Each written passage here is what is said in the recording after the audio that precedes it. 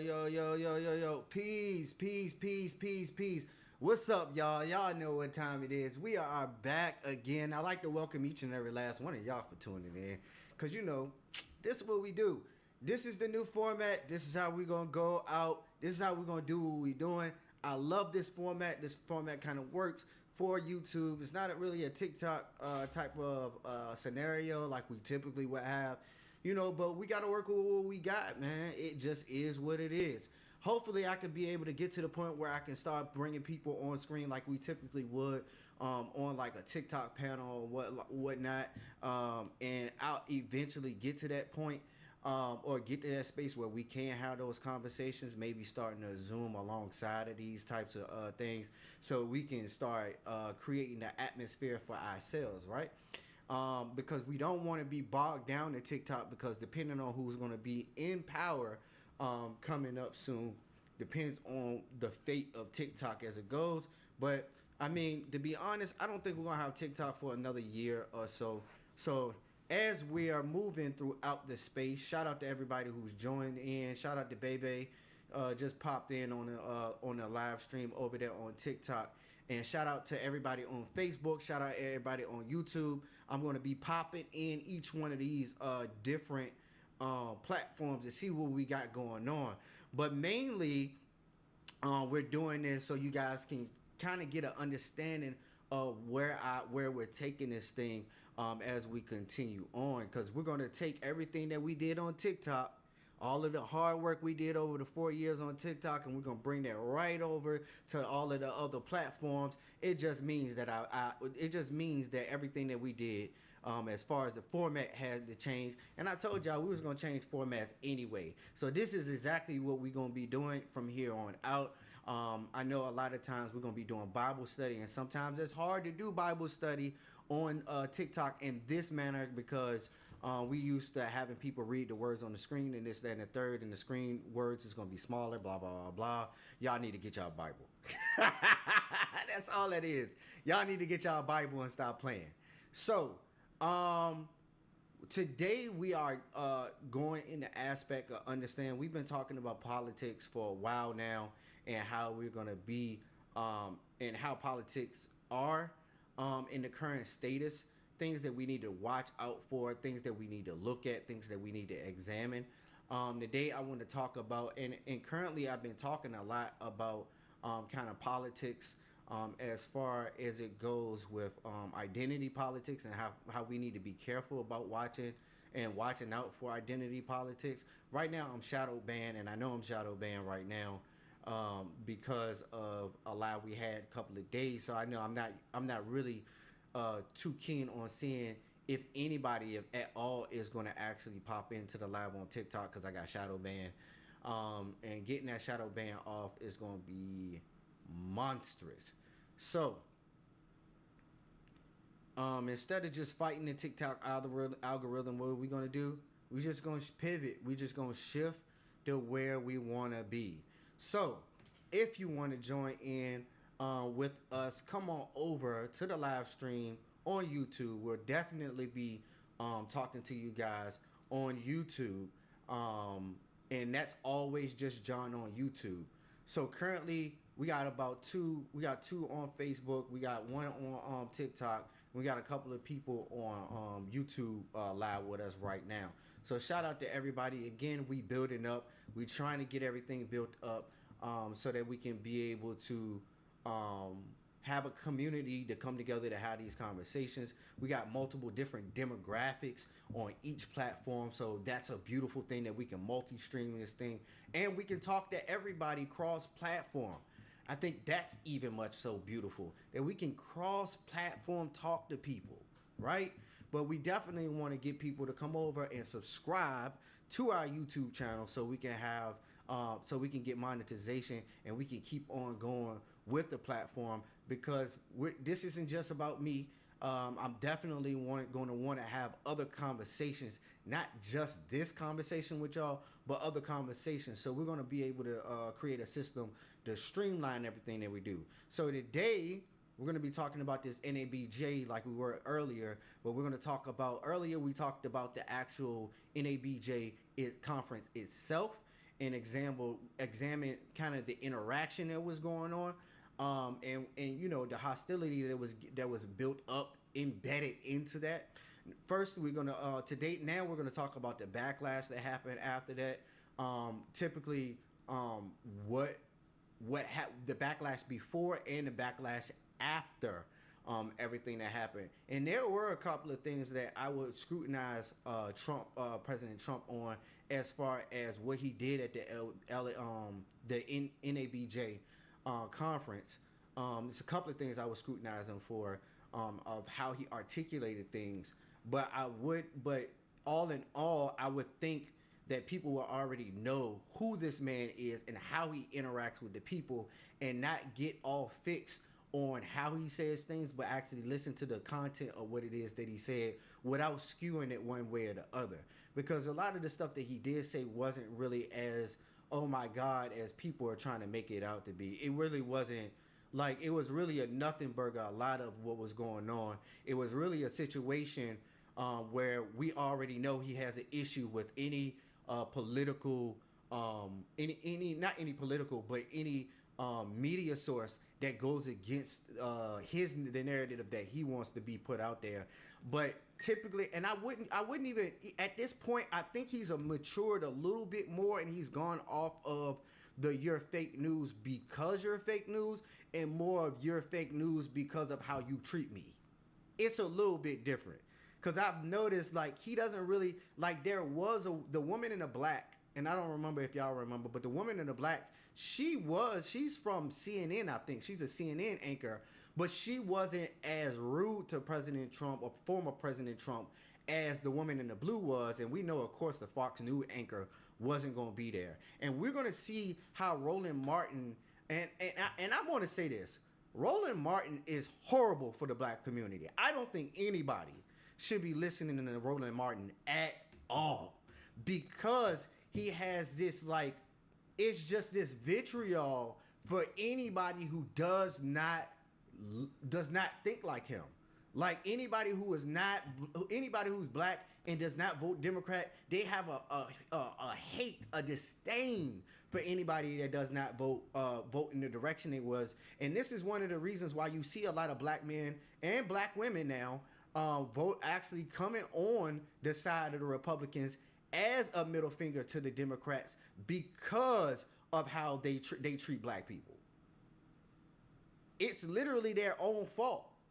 It is literally their own fault as to why you have a lot of people who are switching over. Now, how that's going to weigh as far as the black vote when it comes to the elections, we don't know yet. And I would implore anybody to not believe the polls at this particular point in time, because we are very much so in the early stages, still within inside of the 90 days of the election, before we can even see what the polls are going to even look like statistically in reality.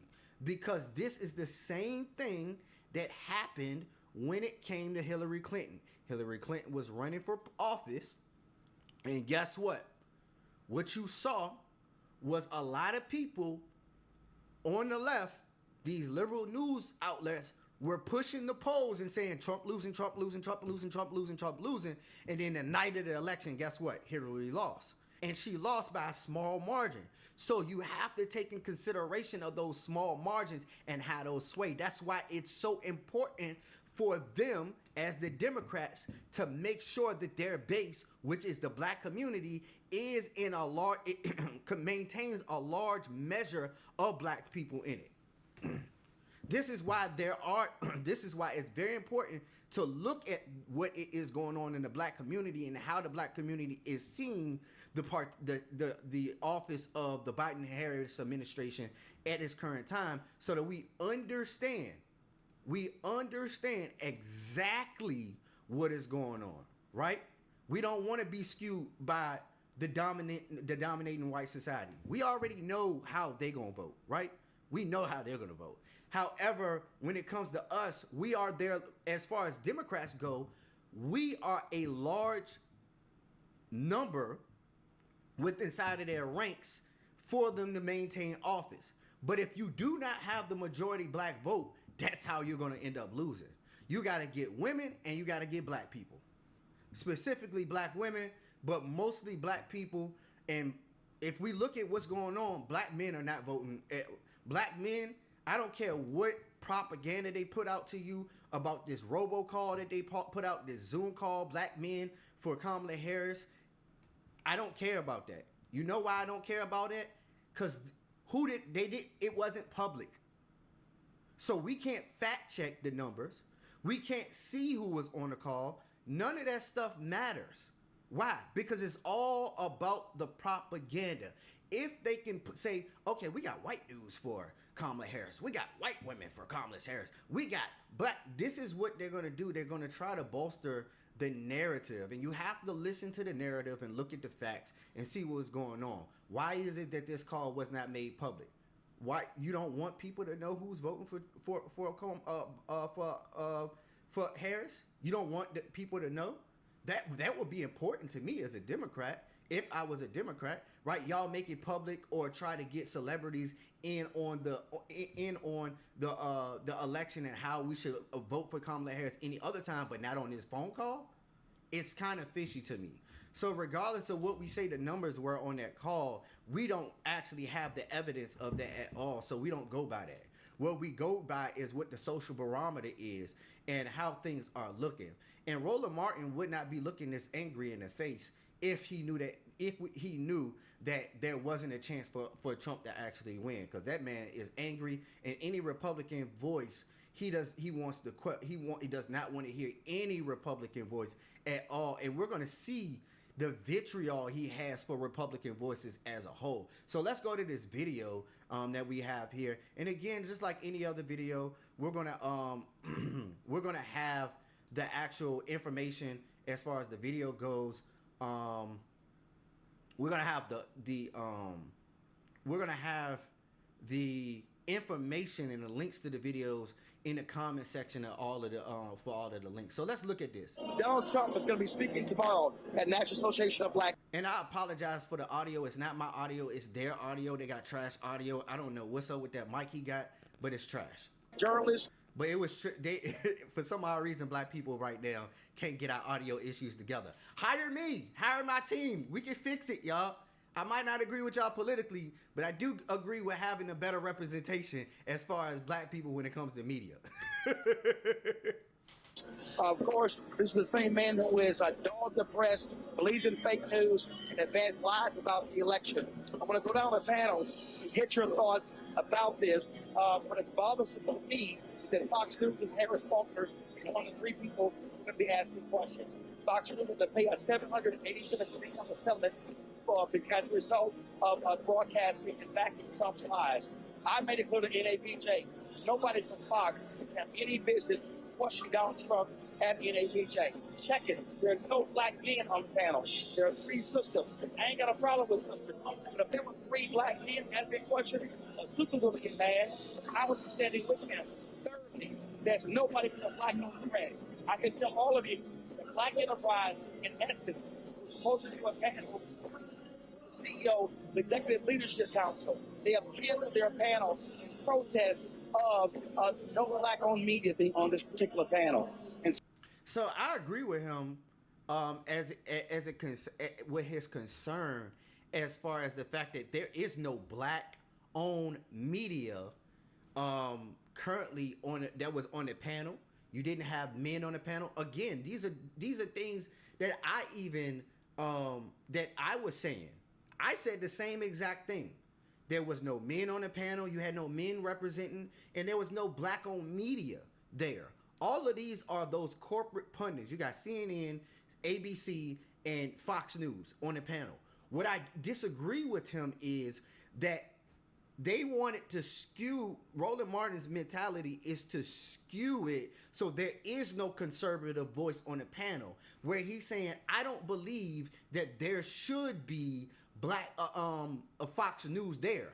I don't believe that there shouldn't be Fox News at a black journalist. Like, you want us to represent black journalists, but you don't agree with Fox News being there. So what other news source should we have had up there, Roland? Because you had the representation of all of the liberal sources, but at the same time, you don't want black voices from the conservative side, right? Is this what we saying? And I do believe that Roland Martin has, and he has his right to. But when you start to say, I don't want black voices from the conservative side or the Republican side to actually have their media represented, you're actually creating an issue with inside of the ranks. But I do agree with him on the 2 points that he made.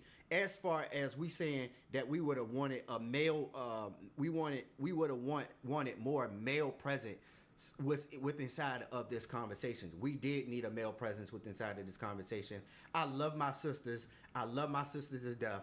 I love y'all. I love y'all. I love y'all. But we, in these kind of spaces, we have to have all parts and all parts of our society and of our group represented when it comes to when we have these talks about politics, right?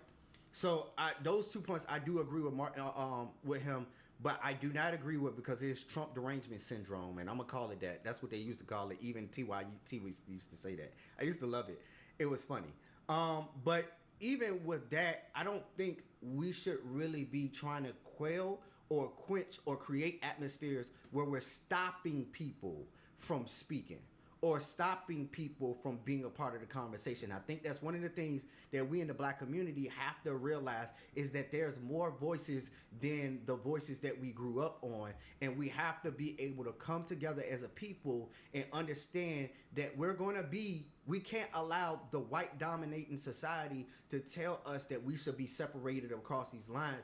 We as our community should be coming together to see what it is for us, right? For us that's going to function in the future. And this is not to put out anybody who is our white counterparts on saying that y'all shouldn't be a part of those conversations, but us as a demographic should be talking to one another and having these conversations where it's not tearing each other down because of our beliefs, but coming together to understand what those beliefs actually are.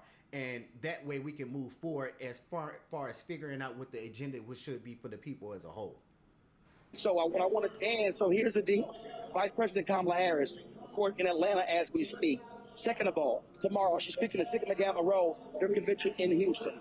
Thursday, she's going to actually be at the funeral of Congresswoman Sheila Jackson Lee. So the only day she could do was Friday. They are going to do a virtual interview. NABJ said no, it needs to be in person. Let's go to our panel right now. Nola, your thoughts. Yeah, that was crazy to me because again, they told Trump they told Trump to come, but it was more so along the lines of saying Trump was supposed to come and Kamala Harris was supposed to be there. However, Kamala Harris couldn't be there. So they should have contacted the Trump team and let them know that she was going to be there, because that was a part of the discrepancy when it came to the actual conversation that they were having. There was a discrepancy in that while they were talking, because they were saying, okay, Trump, former President Trump was saying, okay, Kamala's not here. You told me she was going to be here, but she wouldn't even, y'all didn't even do Zoom. And there's a story. I don't know who's telling the truth on this. The Trump team, Trump was saying that she wouldn't do Zoom, or they couldn't do Zoom, and then Roland Martin saying that she was scheduled to do it on another day on Zoom. I don't know what it is. All I can go with is what was there. And what was there, Kamala Harris wasn't there. And from what Trump said, and they did not disagree with it, because they would have disagreed with him on it. Trump said that y'all told me that she was supposed to be here. This was, and for me, this was directly speaking to when he was saying, when people were running around, Trump will never debate Kamala, right? But he went to a black event to actually speak to Kamala Harris. He went to a black event to speak to Kamala Harris. That's big. I don't know if that's big for y'all, but that's kind of big for me, for you to say that he's not willing to or able to come to this event and speak to black people or speak to black journalists or speak to Kamala Harris. This is directly going to that. He was like, I'm pulling up. I'm going to pull up. Matter of fact, I'm going to pull up to the Democrat. I'm going to pull up to the people that you say that you represent, and I'm gonna talk to you in front of them. That's a power move to me. And whoever is running his campaign did a phenomenal job of saying this is where we're gonna place him. However, how the interaction happened is what changes it for me, because the hostility that came across on that is the same hostility that Roland Martin has at this point in time when it comes to talking about conservatives as a whole. On all of this drama, it's blown up social media. A lot of black folks, a lot of NABJ members are not happy. I'm not happy, and I'm not an NABJ member. I have a lot of friends who are, and I was up late last night talking to those friends about this situation. The one thing that I keep thinking about is the late hour that it happened.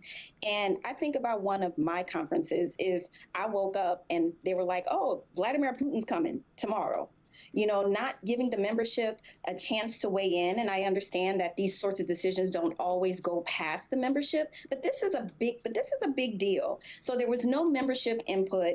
It happened less than 48 hours, so people could not alter their flights, change their flights. And then I saw some tweets from leadership that was very dismissive, like basically saying, you can stay home if you want to. That is not how you handle a situation like this. This man has maligned people who are showing up tomorrow to NABJ.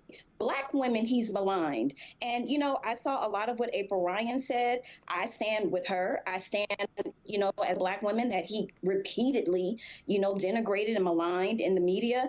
And I just think that NABJ handled this very, very poorly. And as a cousin, to the media, I'm really disappointed. I'm incredibly disappointed. And I feel for my media friends that have spent the money, they spent their coins, and now they're like, okay, do I go? Am I being complicit? This isn't fair to put that at the members' feet like that at the last. I think if you're a part of the national organization to represent Black media and Black journalists, it is your obligation to be at a press conference of that sort. I really do not think that we as a Black community have the goal to sit here and say we're not going to be at an event like this, regardless of who it is. As Black media, we should be representing our community point blank period, regardless of who on stage. We do not have the structure or the power in media to not be there. If you're saying that Black people or Black journalists shouldn't be there, you're saying that the only pundits that matter that should be speaking, especially when we're talking about independent journalists, right? When we're talking about independent journalists, yeah, you should have been. You should have been there. I don't care how much you paid for your ticket.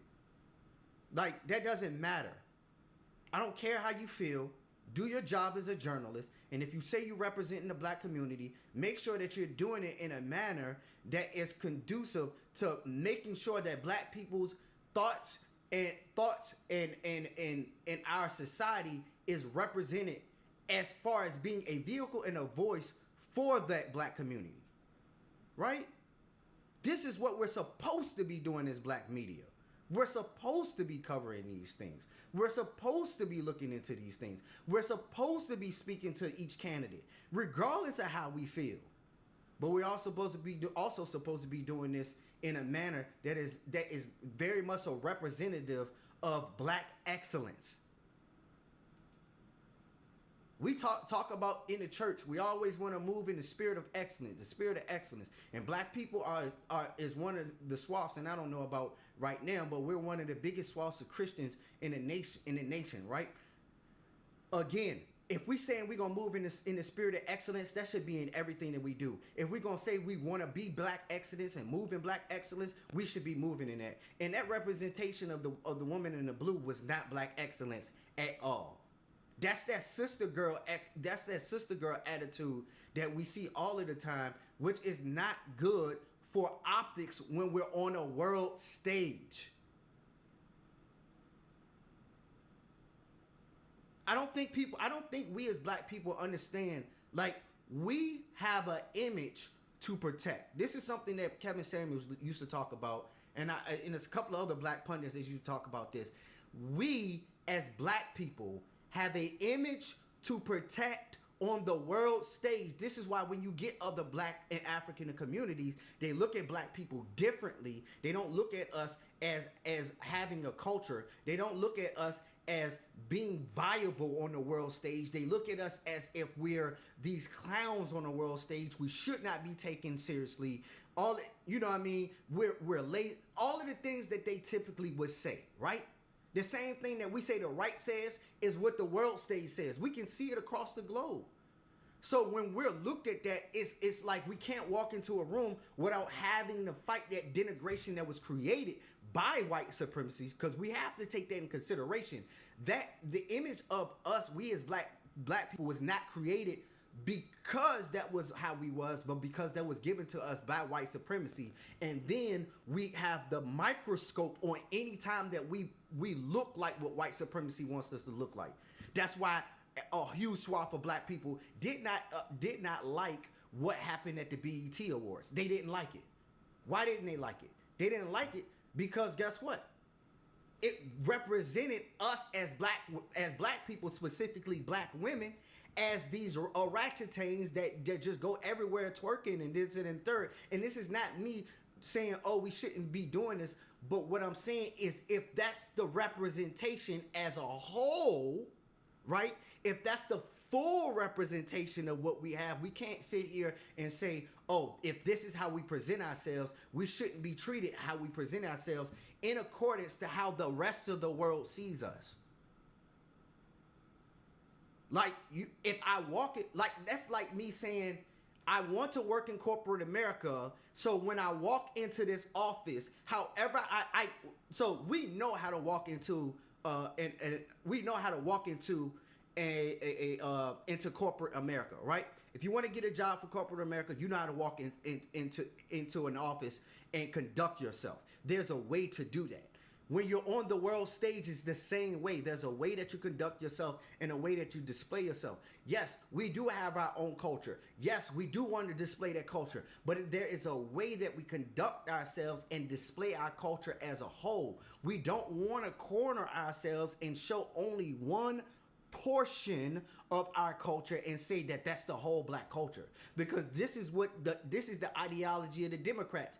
If you're black, you should always vote Democrat because you're black. Even though black voices appear in all different shapes, sizes. We got biracial people who biracial people of different cultures. We have blackness coming from all over across the globe. You know what I'm saying? The black voice, especially the American black voice, is not the same because even we are separated as far as economically. So when we're sitting here and having this conversation, again, we should be having this conversation in a way that is not boxing us in to one type of look, one type of personnel, one type of this, because we're not a monolith. And this is what a lot of people are fighting about, is because everybody wants to treat black people like a monolith. I just showed y'all what the black man was saying. Black men were saying we don't operate the same way. So stop treating us the same. We want to be treated just like everybody else. We want to be given a fair chance like everybody else. We do not want to be treated. We want to be heard, but we don't want to be told how we should feel, how we should vote, how we should think. We don't want to be told that. We're not children. We're black men, and this is what we're fighting for, right? Black men are fighting for a voice. This is the first time in history, and I'm going to say this out loud. In history, when has the group, as far as black men, ever had a voice? Tell me, as a whole group, when has black men had a voice? I'll wait.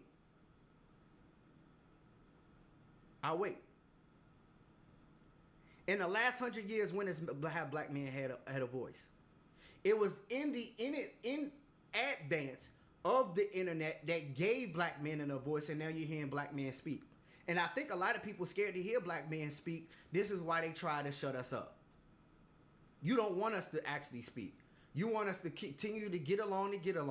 How which McCall was saying, you want us to be a part of the get along crew, and we're not doing that. We thinking for ourselves now, and we're not afraid to say what it is we gotta say, and we're gonna be who we are, regardless of how you feel about it. Either you with us or you against us. It's one of the two. But if you want to join in with us, we're not afraid to have the conversation as far as you being against us. But if you're going to be with us, you're going to be with us. And we're not going to do this whole back and forth and you trying to force me or emotionally abuse me in order to conform myself to what the existing thing is. That's moment. Larry, go. Yeah, Roland, like my colleague Dr. Haynes, I was on social media last night when this dropped last night, and it dropped like an anchor. I'm really disappointed in the decision. We know that Trump, like I said, is maligned black women, maligned a bunch of. And I hate this narrative of saying that Trump maligned black women and he talks to black women. And if you are going to say this, you are lying. I'm gonna say it again. Anybody that says that Trump has pinpointed black women is a liar. Everybody who's crossed over from the Democratic Party to the Republican Party all say the same exact thing. When I actually sat down and listened to everything he said, everything that the Democrats were saying that he was saying was a lie. That's what all of them say.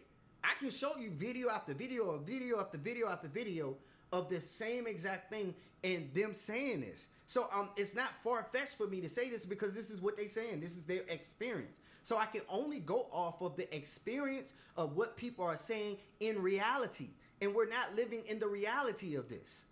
We're not. If we're going to continue to say that Trump maligned black women in the media, we're lying. Trump hates any media source that is against him or hardcore against him to the point where they're literally lying about the things that he's saying. And don't care whether they're lying about the things that he's saying. How I look at it is, if I'm not going to treat Obama this way, I'm not going to treat my enemy that way. But I'm Christian. I'm supposed to do that. I'm supposed to treat my enemies just like I treat my brother. I'm not supposed to treat them viciously. But that's my belief as a Christian. Now, as a black man, I don't want to do the same thing. I want to be able to allow people to speak and have their peace without creating any conflict. The reason why this is like that is it's strategic. It's very much so strategic. Because if I allow people, when you allow people to just speak, when you allow people to just talk, guess what? They're going to tell you what they believe in anyway. All you got to do is get them to talk. I don't have to interrupt you in conversation to get you to say what it is that you believe. I can just ask the question and let you talk. But a lot of times in these conversations, we're getting pundits who are trying to form an opinion for the people. Stop trying to form the opinion for the people. Stop trying to shape the narrative around the question so you're basically throwing dirt in the well. You're poisoning the well when you're adding this extraness to the question. Just ask the question. And that's something that Roland Martin didn't like. He don't like the fact that when they were asking the questions, that the Fox News anchor was asking the questions, she didn't ask them in that type of sister girl attitude that we got from the woman in the blue. And I keep forgetting what her name is because I don't really pay attention to pundits like that. Reporters. And also, like I said, he's consistently fought against policies relating to diversity, equity, and inclusion. And I think it put a lot of their members who were, as my colleague highlighted, were flying in either today or next couple of days. It put them in a terrible position. And then we have to do a better job. I know we talk about gatekeeping, but this is a time when we needed some serious gatekeeping in terms of who we allow into our spaces. And so I think, like I said, for the leadership, those individuals are obviously going to be held accountable. I know that some folks blocked you, Roland, but I think that you brought voice, an important voice among other journalists to, challenge people on how this decision was made to invite Donald Trump. And I solely and highly disagree with what he's saying just now because he said we need to gatekeep those people who we let in our spaces. Yes, we do need to vet them, right? We don't want we don't want like supremacists just jumping up and creating. You know, we need to vet them as far as the safety goes, but as far as allowing voices within inside of our spaces, we should be the outlet or the entrance point to who comes. Like, I don't think black people really know how to leverage power as a group, because we should be having our black outlets having Donald Trump on there, or having a Charlie Kirk on there, or having who else we don't like, whoever it is we don't like. We should be having them in our spaces and having articles with us speaking directly to them.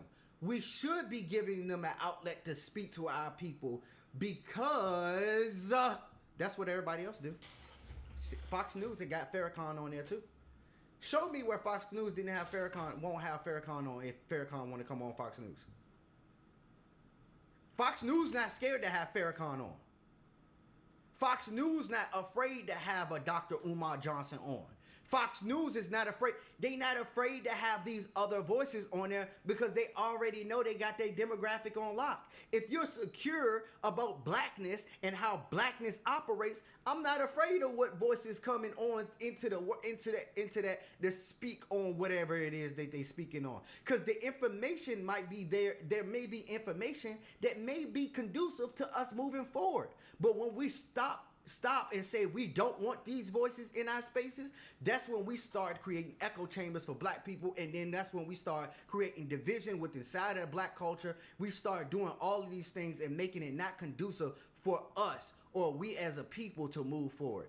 It's very important that we do not quell or quench any voices, point blank period, across the board. We should not be quelling or quenching any voices at all.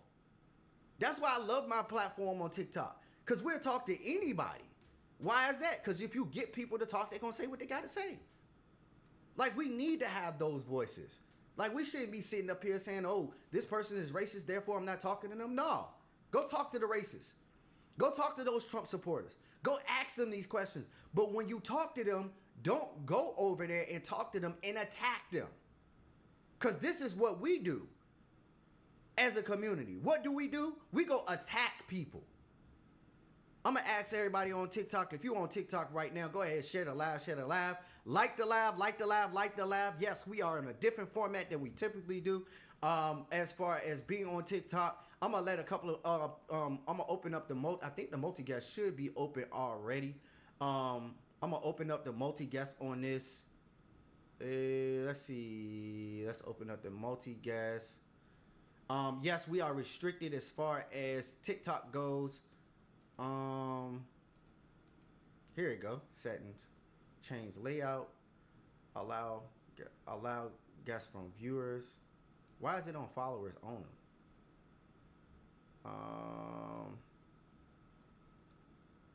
Change layout to 8. Save. Okay. So the box is open. I'm gonna give myself the big box. The box is open for anybody who want to come in and have the discussion with me. You guys are gonna be able to be heard across platforms, so don't worry about that. Let's get this big expand. I'm gonna expand me. So yeah, we are definitely here on YouTube, Facebook, and TikTok. We're on a different type of we're in a different type of format. Yes, but I can still hear you. They'll be able to hear you cross-platform as well. If you want to join in the box, I think Pastor Chris is here. Pastor Chris, if you want to go ahead and join in, pull this up, you can go ahead and pull that up too. If you want to join in the conversation, go ahead. Please like and subscribe to my YouTube channel as well. It is always just John on that platform as well. We want to start because we know what the direction is going on the other platforms. We want to be able to start boosting our views on the other platforms as well. So when we have our other conversations, we could be able to have those conversations on those platforms as well. Much love to everybody. Please share and like the live. Please share and like the live. Again, we are having this conversation because this is something that is very important to us as a community currently, of having this conversation, and this is something that we want to do.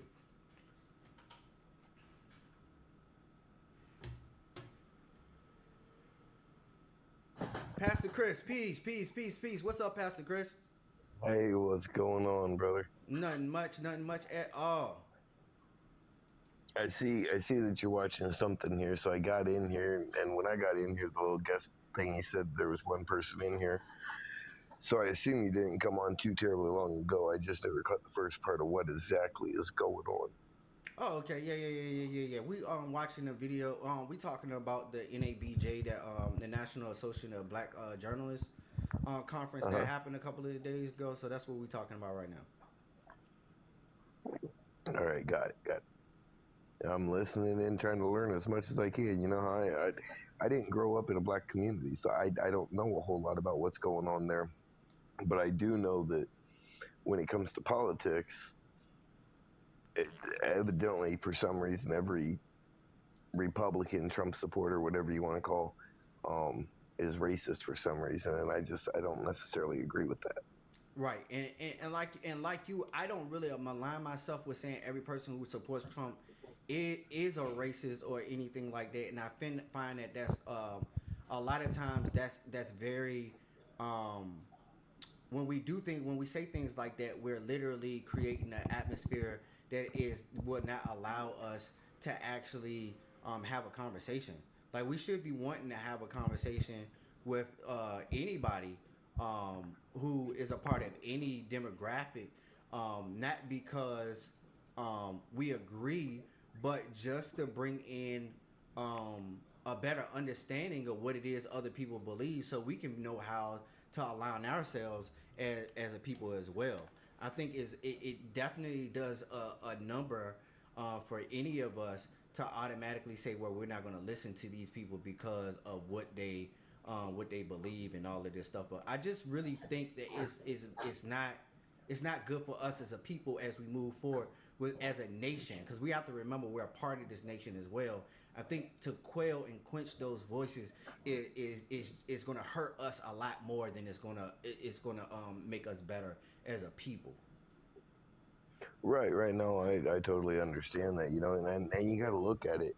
There is extremely racist people on both sides of the ticket also.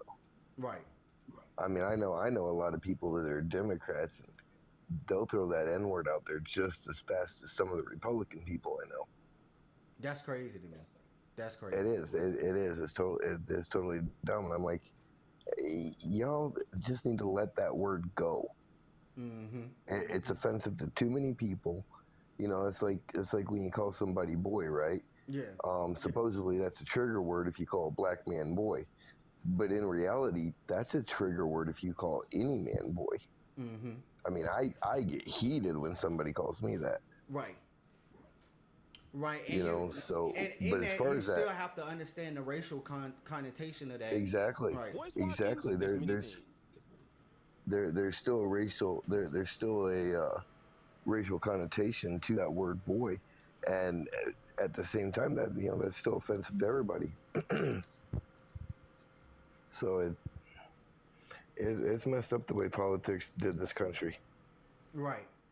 Stacy over here, shut up, Stacy. How am I showing one narrative, and I'm literally watching Roland Martin? Roland Martin don't agree with me. Shut up, Stacy. Anyway, Stacy always got something to say, so we're gonna continue to watch this video. I'm gonna go ahead and mute and listen and see if I can learn something. Mustafa, go right ahead.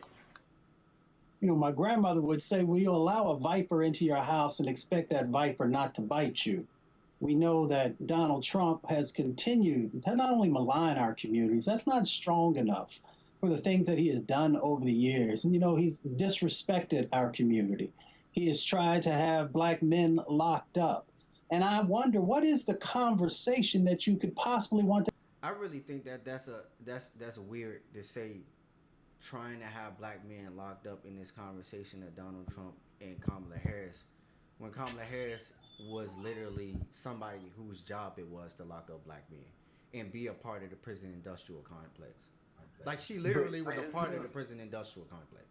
Let's not get Wasn't there something in there about the SAFE Act or First Step Act or something like that Trump passed? Yeah, we were talking about the First Step Act. So this was something that he was doing as far as prison reform, and we keep forgetting that prison reform was a part of what he did as well. Like this is why I say a lot of people on the right keep continuously, and I don't want to. A lot of people on the left and on the right continuously leave out things in the narrative because there is a narrative that is being placed out. Right, there is a narrative that's being placed out, but at the same time, we should not be sitting here and creating narratives that are not true, or sitting here and saying that these things did not happen because it doesn't align with how we believe in the person that's sitting across from us. Like, we got to stop doing that. We can't keep on doing that. How is that To not have true, with though? someone who has Go ahead, say what, Stacey? How is that not true? He did try to have five innocent Black little boys called for them to be unalive. So what he said is true. And then on top of that, how are you gonna get mad at Kamala?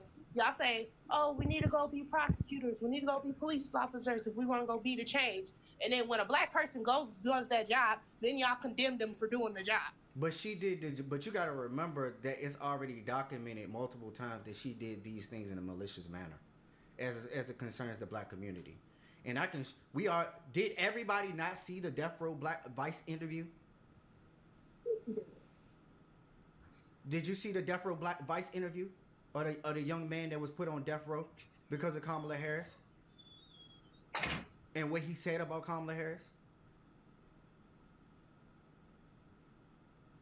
She was Can you hear me? Yeah, I can hear you now. You muted yourself. Did we not see that interview? I didn't see that interview. I'll send it to you. Matter of fact, I'll play it. Matter of fact, while we having this conversation, I'll play it. no respect.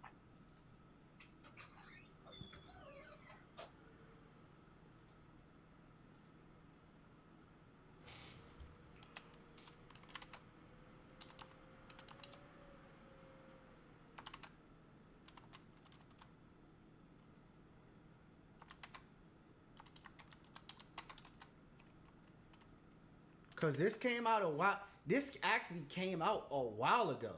Like, and I don't know So why. I got a question. Was he involved Here it in the is. case? or Never was Yes, it it in was. a I'm gonna show million it. Hold on years here. I would have thought that they were going to charge me for Sales murder. I never talked to no detective, no police officer, no DA, nobody. Just arrested and then charged. Arrested and charged. That's it. Was the first time you saw Kamala Harris? And I want to say this before anybody try to say, "Oh, this is not new. This came out way before she ran for president.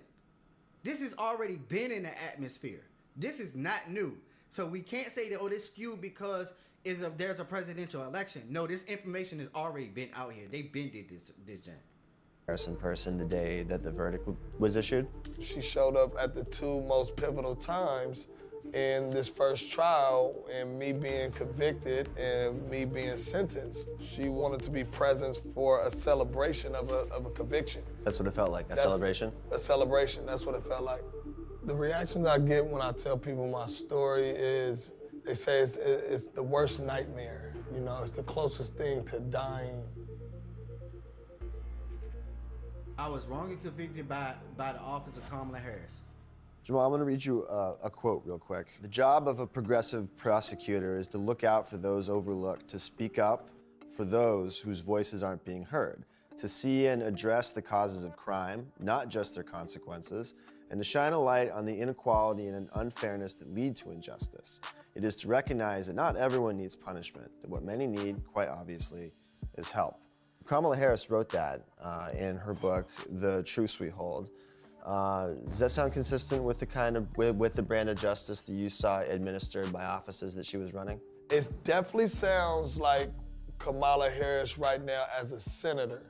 But at the time of her being the head district attorney of San Francisco, that is almost polar opposite of what I felt and what our community felt in San Francisco.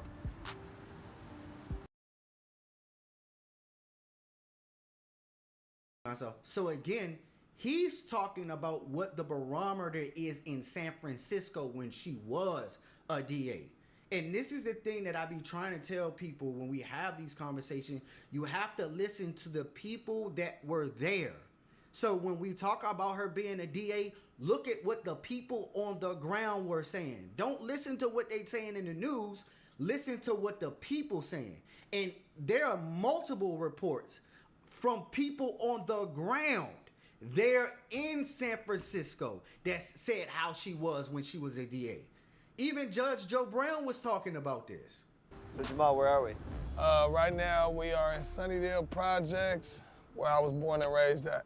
This isn't a place that you'll want to bring outsiders into, and a place that they don't want to go. This ain't a place that feels comfortable. It feels like you might get robbed, you might get shot. The police were keeping files on you, and your brothers, and other people who were living in Sunnydale from a very young age. They had already had me labeled because I'm in this community as a potential gang member, potential killer, potential drug dealer. You gotta wake up to the fact that, you know, things are set up against us. There is a conspiracy. Yes. It happened to you. Exactly. It's proven in court. Absolutely. Places like this have been developed for predominantly African-American people to not be able to succeed beyond it. Yeah. What did you know? And I want y'all to realize something. This is not a Republican media source. So this is not a biased source. They just tell this is Vice.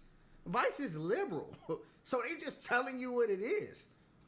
About Kamala Harris, what did you know about San Francisco having a black DA? Nobody in the hood ever worried or focused on the DA position in general, but people did focus on it just a tad bit, that it was black, and feeling like, okay, this black lady in office, Kamala Harris, she was gonna understand where we come from, you know, and have more of a sympathetic way of prosecuting people that come from our communities who have been plagued with no opportunities.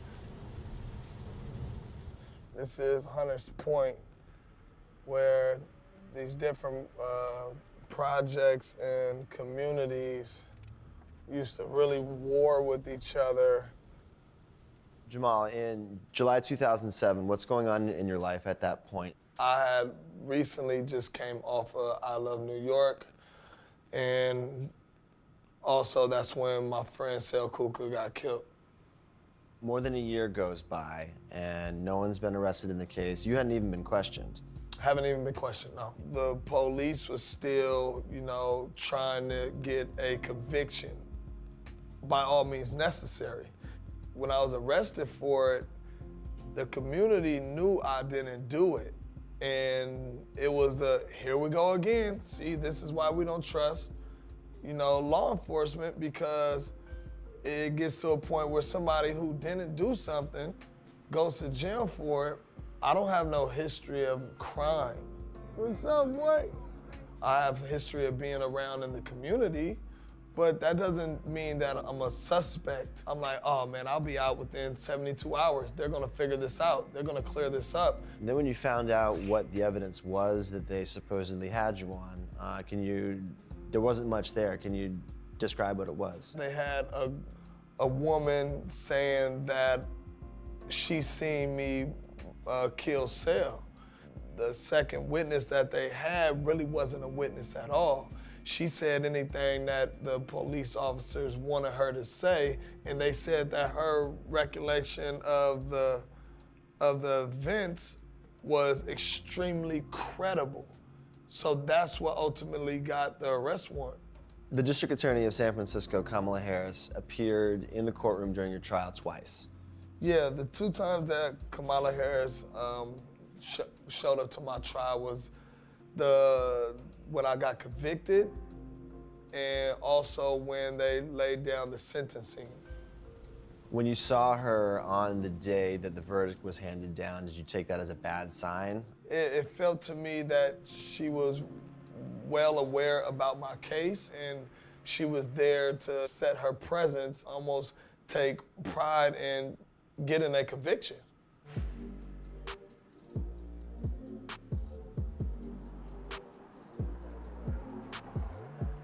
When I put He had to spend 6 years in jail for not doing it, and his trial was acquitted.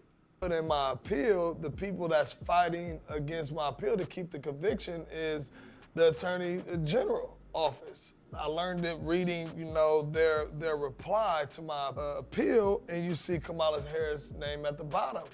And now it's starting to feel a little personal. When you win the $13.1 million, it's a massive settlement. Did you feel like that was enough?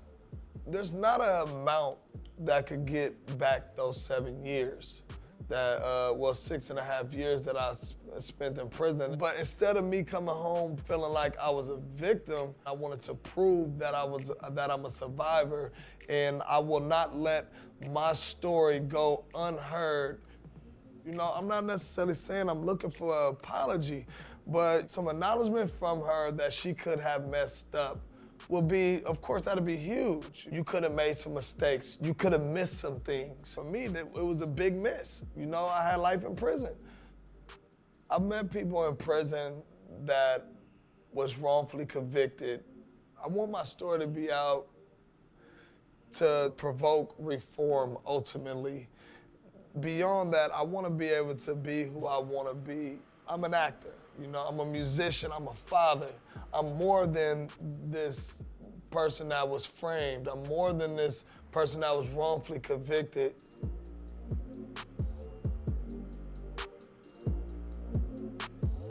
And that's just one story. That's just one story. The reason why that one is one of the most important stories is because it was broadcast by a non-biased news outlet. Now, when we talk about the whole thing about Kamala Harris not being black, that's something that she was saying.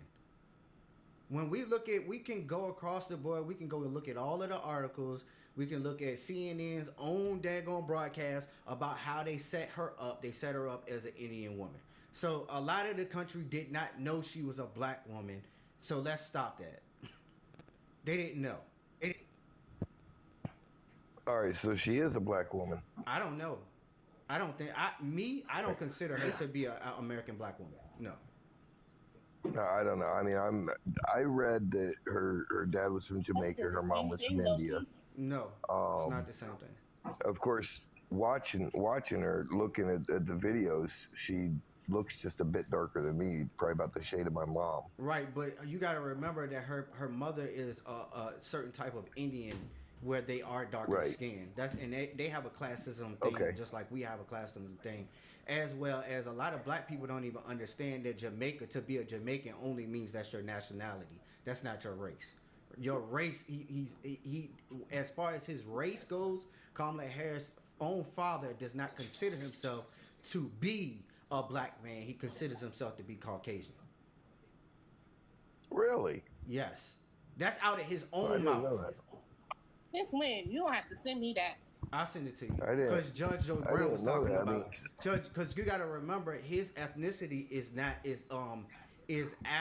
Irish and actually is Irish and Hindu. It's not black. Right. It's Irish and Hindu. And I'll show you something that was very peculiar. Do you know how long Indian people have been in Jamaica? Can either one of y'all tell me how long Indians have been in Jamaica? Probably a pretty long time. They've been in Jamaica for over 200 years. They've recorded it as being 175 years. They instituted it as being 175 years. But there have been Indians, literal Eastern Indians in Jamaica for so just because you say that she's Jamaican, that doesn't mean anything. That's just a nationality. They have Chinese people. They have Chinese. We got Chinese Jamaicans now. Matter of fact, what's this? Sean Paul is one of those whose background is Jamaican, but he's not black Jamaican, right? Right. So again, we have to understand that just because somebody says they're Jamaican does not necessarily mean that they are actually they're actually black. I think we have this understanding in the United States of not understanding nationality, vice versa, or race or ethnicity. Those are two. But we had this conversation before, Stacey, about ethnicity. And I'm gonna show you something real quick. Let me go to this video. I didn't want to go Right, to because even the word black has changed over the years. correct. So just because somebody says that they black don't mean that they're black African American, and that's the difference. Right. Right, because back during slavery days, somebody that looked like me would have been considered black. What am I looking for? I was looking for the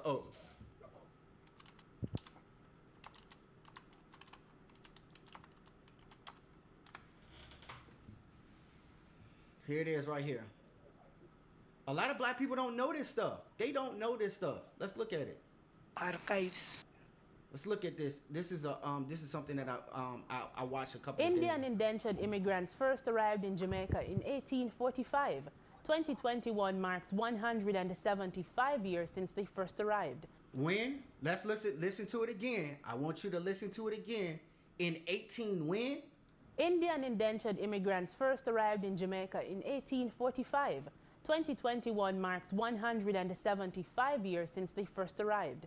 In that time, there has been an intermingling of cultures. Recently, India's High Commissioner to Jamaica, His Excellency Runsung Makasui, took time out to pay tribute to some of the oldest members of Jamaica's Indian population and reminisced on some of the contributions Indians have made to Jamaica's culture. We get more from Marlon Samuels. It is my honor to come and pay tribute and honor to you. You are one of the elders of the community which have preserved the long tradition of Indian culture and have passed on from one generation to another. And I guess you are 86 years old now. And that means you have seen a lot of things of Indian life in Jamaica, including the ups and downs, the happiness, the sorrows, and the struggles that our people went through in Jamaica. And how, of course, our people have been accepted and assimilated in the larger Jamaican society. So I'm so honored to come and pay tribute to you on this special occasion of 175 years of Indians' arrival celebration. The Indian High Commissioner to Jamaica recently took the time out to honor Mrs. Lakshmi Mansingh. She and her husband have done extensive research on Indian culture in Jamaica. Mrs. Mansingh is the author of the book Home and Away from Home, which chronicles the arrival of Indians in Jamaica and their contribution to their adopted homeland. When we first came, we started going and visiting people, and we were lucky that. And if you look at this woman's skin tone, her skin tone could be, you know what I'm saying? The only thing, the difference is her hair texture, right? But this can be a Jamaican granny. Can I say something? Go ahead. I'm not speaking for all Indian people, but you know, I've been around this type of culture for like 12 years now. Y'all know my baby daddy is Guyanese. My son is half Guyanese. And there's a lot of people in that culture. And we go around, a lot of those Indian people, and they consider themselves to be black. I'm not saying all of them do, but a majority of them do. Do consider, especially ones in the island area, they consider themselves to be black. Yeah, but but Kamala Harris' father considers himself to be Caucasian, and that's because of his Irish. Because his mother, I think it's like his grandmother or something, was married to a slave master, right? She was married to a slave owner. The one that got her pregnant was a slave owner, right? And then yes, Donald's grandpa, which would be Kamala's great grandpa, Hamilton Brown. He owned like Hamilton Brown. That would be Kamala's great grandfather. Okay, you're talking about yeah. And that's the one you're talking about that was a slave owner. Yes, that's the one that was the slave owner. She was, and he was the woman that was impregnated by him was a Hindu. She was not black. She wasn't black African. She was an Indian woman, a part of these indentured servants that we're talking about right now that came in the 1800s. That's who she was. So it makes sense why her father wouldn't consider himself to be black. He would consider himself to be Caucasian because his lineage doesn't say that he's black. Right.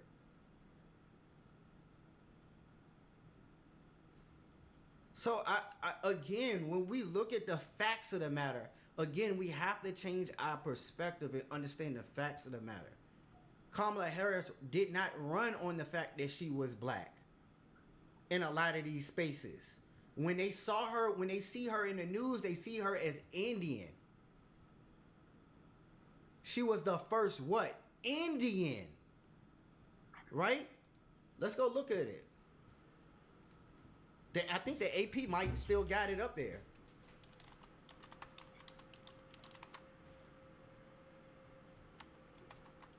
Okay, so it would have been like great grandfather from his from her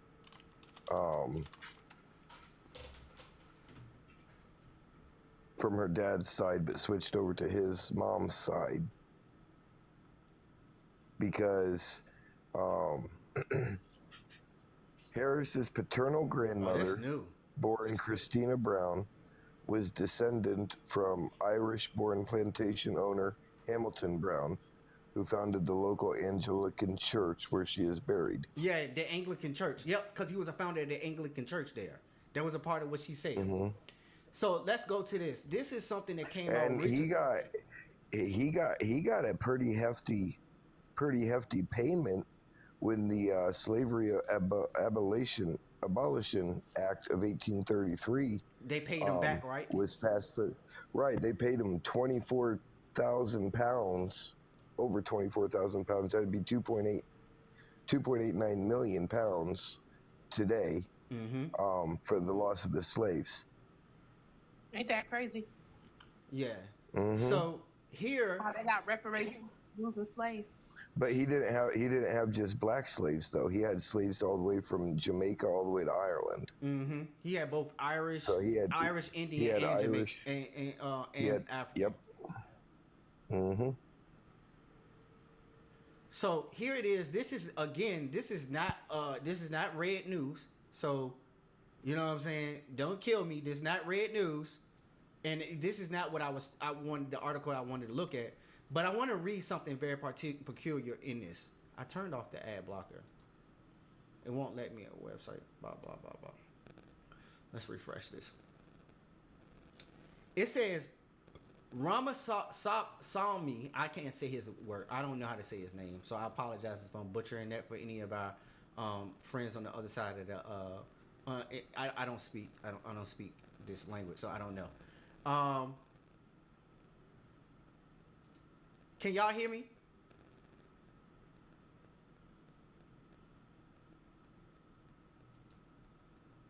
I don't know. I can hear you. Yeah, I can hear you just fine. Okay. All right, cool.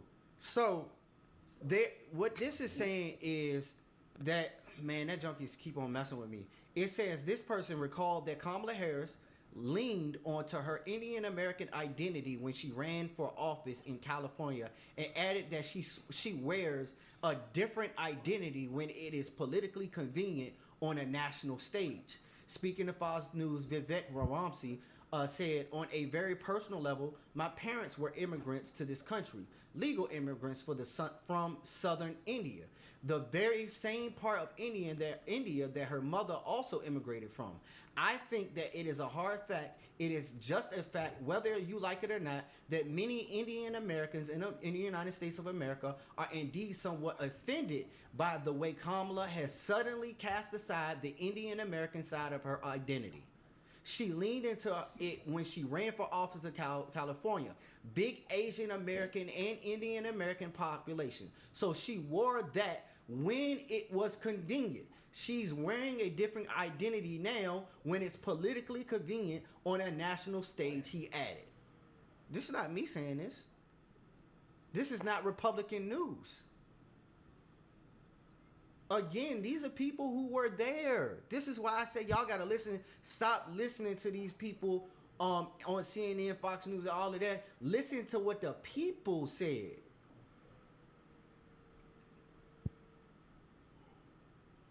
Well, Lara Bazelin is a feminist and progressive Democrat, okay?